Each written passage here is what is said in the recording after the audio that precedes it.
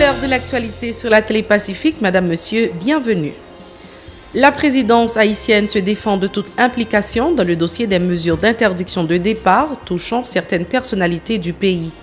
Selon son porte-parole Lucien Jura, il s'agit de décisions adoptées par les autorités judiciaires et dans lesquelles le pouvoir exécutif n'a pas à s'immiscer. Renan Edouville est nommé protecteur du citoyen et de la citoyenne. L'arrêté le confirmant est publié ce 27 octobre dans Le Moniteur. Le défenseur de droits humains succédera à Florence Elie. Hospitalisation vendredi du secrétaire général de la plateforme politique Petite Dessalines suite à une crise hypertensive. Mais l'état de santé de Jean-Charles Moïse est stable et ses jours hors de danger, confirme l'un de ses proches collaborateurs, Eddie Jackson Alexis. Situation toujours préoccupante à l'unité de dialyse de l'hôpital de l'Université d'État d'Haïti. Les patients et leurs proches lancent un nouveau cri d'alarme au président Jovenel Moïse.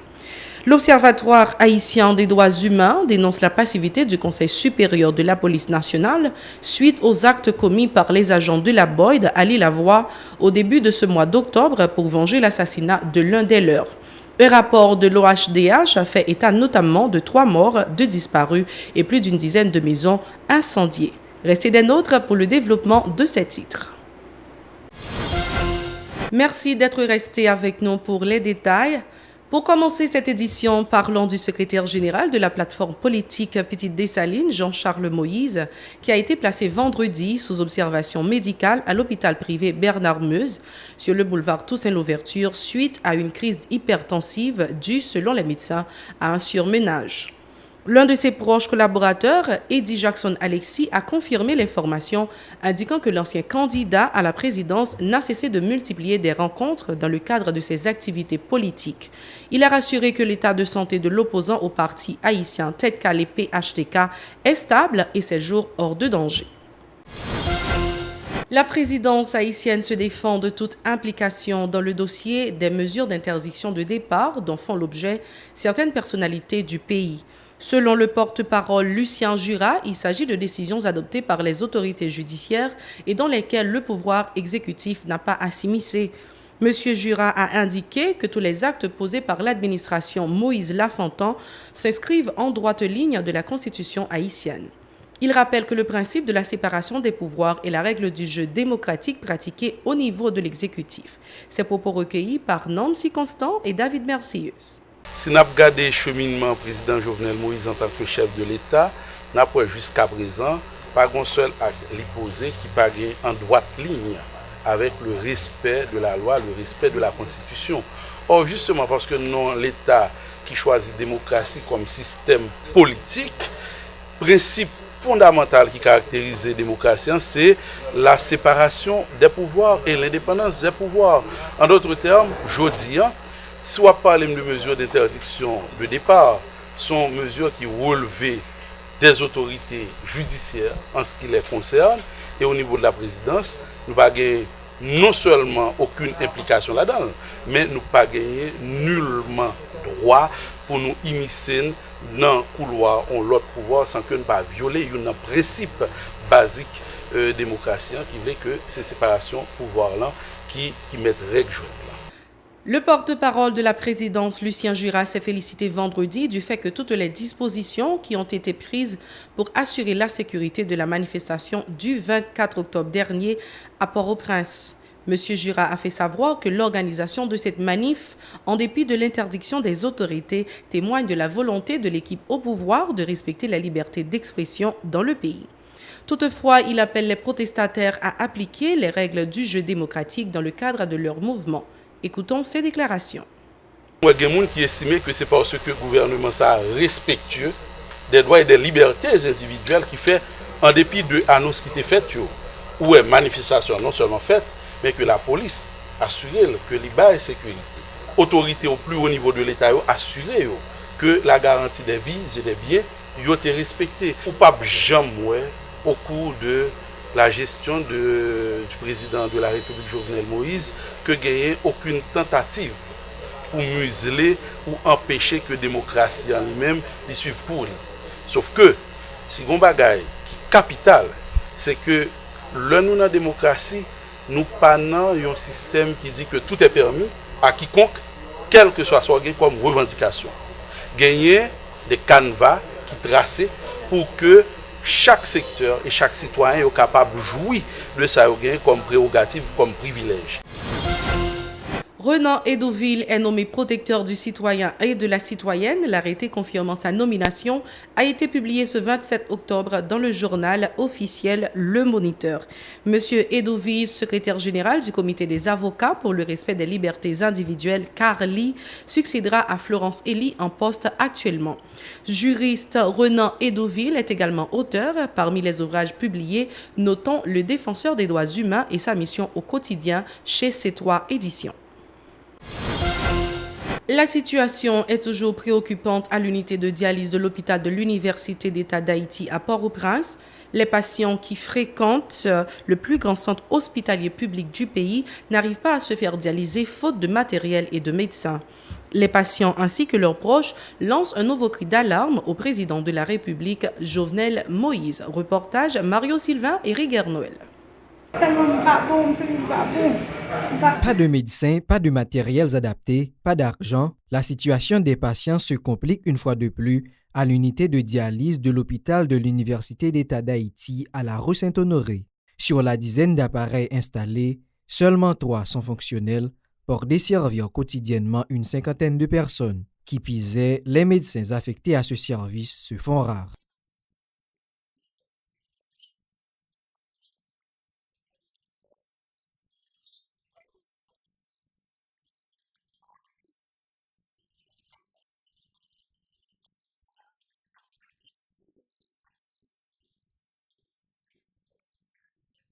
Les difficultés pour se faire dialyser à l'HUEH, communément appelé l'hôpital général, viennent augmenter la souffrance des malades qui dénoncent la précarité de leurs conditions de vie. Ces citoyens et citoyennes appellent à la diligence du chef de l'État.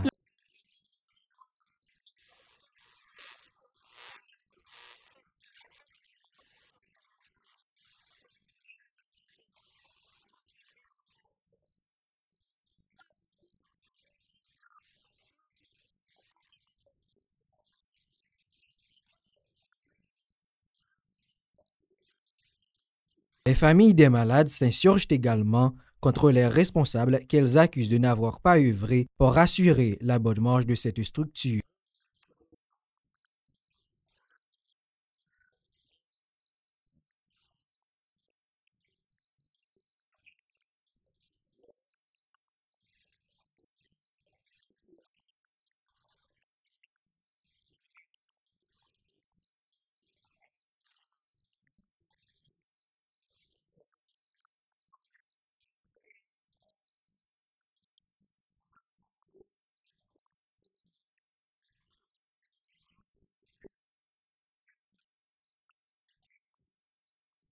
Les séances de dialyse permettent aux personnes souffrant d'insuffisance rénale de se débarrasser d'une série de déchets nocifs à l'organisme. Le président de la République, qui avait effectué plusieurs visites à l'unité de dialyse de la HUEH, avait promis de résoudre les différents problèmes qui entravent le bon fonctionnement de cette structure. Les conditions difficiles des femmes enceintes au niveau de la région frontalière haïtienne-dominicaine semblent préoccuper le président de la commission santé de la Chambre des députés. Sinal Bertrand dit organiser depuis plusieurs semaines une tournée dans cette région pour s'enquérir de la réalité. Le constat de l'élu de Port-Salut est alarmant. Les femmes enceintes, repoussées par les autorités dominicaines, n'ont pas les moyens de se payer les soins que nécessite leur cas. Le député Bertrand espère que son rapport, suite à cette tournée, incitera les autorités sanitaires haïtiennes à adopter des mesures pour faciliter les conditions d'accouchement des femmes enceintes vivant au niveau de la frontière. Sinal Bertrand. La commission santé, nous faisons Belader déjà, nous faisons Wanamet déjà, nous avons enquêté problèmes sanitaires qui viennent sous frontière.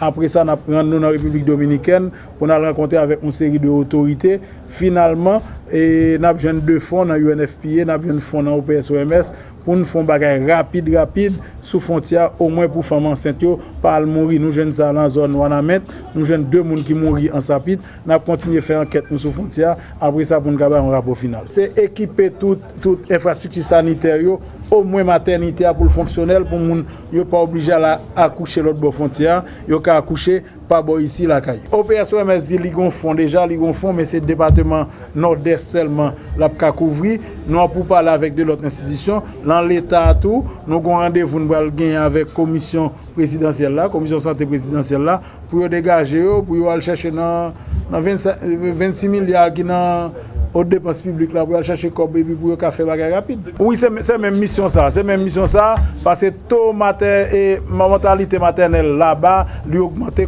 cause moun pa nou yo. C'est ça République dominicaine dit.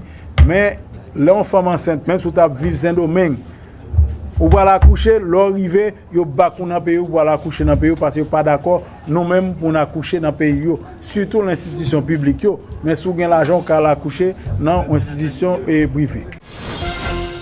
L'Observatoire haïtien des droits humains OHDH a présenté vendredi son rapport d'enquête sur l'attaque perpétrée principalement à l'Île-à-Voix dans la commune de la Croix-des-Bouquets au début du mois d'octobre dernier par des agents de la brigade d'opération et d'intervention départementale Boyd suite à l'assassinat de l'un de leurs collègues, Watson Jean. Le rapport de l'OHDH révèle que les incidents ont causé 3 morts, 2 disparus, plusieurs personnes brutalisées et plus d'une dizaine de maisons incendiées. Les agents de la Boyd ont aussi consumé par des flammes des marchandises évaluées à plus de 150 000 gourdes et emporté avec eux de l'argent, de laptops et d'autres biens de valeur chez des commerçants des zones touchées. Les précisions du coordonnateur de l'OHDH, Joannet Merzius, qui accuse le Conseil supérieur de la police nationale de passivité. Dans la date 12 octobre, il y a un agent Boyd qui mourit dans l'Île-à-Voix 39. Et le frère d'armes, c'est-à-dire l'autre agent Boyd pareil, il a quitté la zone côté Zaklaté fait là, l'Île-à-Voix 39, il a débarqué en Chango dans l'Île-à-Voix 10-5, 10A, pour mettre du feu, pour tuer, pour craser, pour maspiner les gens. Nous-mêmes, dans le niveau observatoire là, avant de nous conformer conviction, nous avons mené une enquête pour nous connaître qui s'est passé réellement. Mais qui s'est passé réellement? C'est que le jeudi 12 octobre, ça, vers les 2h après-midi, les agents de la Boyd ont débarqué en Chango. Ils ont non seulement battu les gens, ils ont tué les gens, ils ont tiré les gens, ils ont mis du feu dans les gens et ils ont crasé bien et volé bien les gens. C'est le constat que nous faisons et c'est le bilan que nous jouons dans l'enquête que nous avons menée. Par exemple, nous constatons qu'il y a environ 3 personnes qui mourent. Nous avons confirmé nous-mêmes la mort de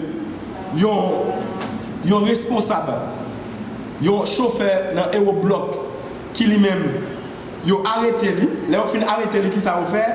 Il a criblé avec balle. Il a joué une colline après-midi. Il y a 2 autres personnes qui portaient disparu. Il n'y a pas joué corps jusqu'à présent, mais cadavre l'a circulé sur les réseaux sociaux.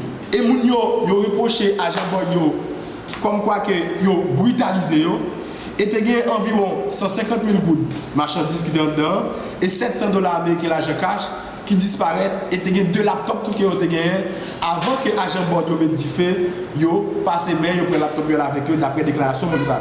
En prélude à la commémoration de la bataille de Vertières le 18 novembre prochain, le ministère de l'Éducation nationale lance un concours de textes destiné aux élèves du secondaire des écoles publiques et privées du pays.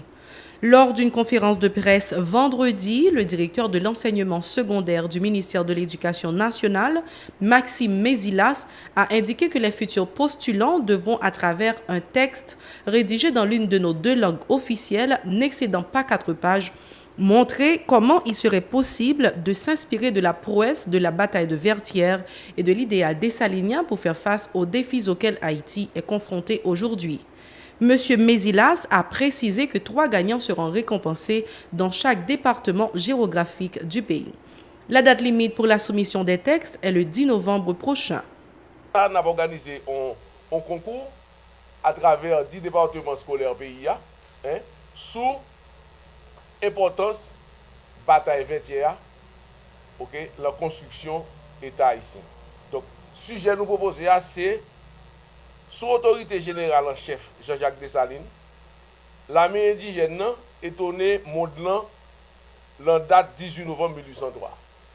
Comment l'idée ça a inspiré nous, ça action ça qui est réalisée par héros nous capable d'inspirer nous pour nous construire, pour nous lever le défi que le pays a confronté actuellement. Objectif concours ça, c'est globalement porter Timounio, en fait, jeune classe humanitaire, pour réfléchir sur l'importance de la bataille vertuelle là, dans la fondation de l'État haïtien. De manière plus spécifique, c'est à sensibiliser les jeunes classe humanitaire, sous symbolisme bataille ça, et qui permettent aujourd'hui à nous libres. Comment est le concours fait? Ça les modalités concours. Si nous sommes capables de composer, soit en faisant, soit par manuscrit ou bien soit par saisie texte sur ordinateur. Bon, bien sûr, texte saisi sur ordinateur, son texte cap saisi sur en papier de format 8,5 par 11. Bon, nous exigeons des interlignes 1.5, nous exigeons aussi des polices de caractère 12 et puis il faut écrire en Time New Roman. Alors, si nous doit supposer remettre texte ça le 10 novembre, le texte a acheminé dans la direction départementale d'éducation, soit nous avons 10 directions départementales d'éducation, et chaque direction départementale d'éducation a bien pour recevoir texte la main élève via inspecteur départemental qui a côté dans la direction départementale. Et c'est sur ce point que nous mettons un terme à ce journal. Merci de l'avoir suivi. Restez branchés à la Télé Pacifique. Au revoir.